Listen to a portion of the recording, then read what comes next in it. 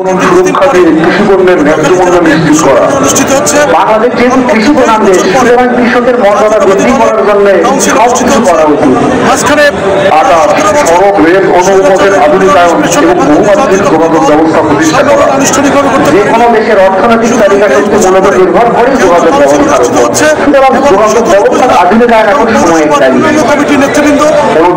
জলবায়ু পরিবর্তন, জনিত সংকট ও প্রাকৃতিক দুর্যোগ মোকাবিলায় কার্যকর পদক্ষেপ এবং নদী শাসন ও খাল খননের উদ্যোগ গ্রহণ করা। তথ্য ও যোগাযোগ প্রযুক্তি, মহাকাশ গবেষণা এবং আণবিক শক্তির উন্নয়ন সর্বোত্তম ব্যবহার নিশ্চিত করা। 31 দ্রুত প্রগতি পরিকল্পিত পরিবেশ বান্ধব আবাসন এবং নগরায়ণ নীতিমালা প্রণয়ন ও বাস্তবায়ন। তার মানে হলো বাংলাদেশের যত ধরনের সমস্যা আছে সবকিছুর সমাধান আছে 31 দফার মধ্যে।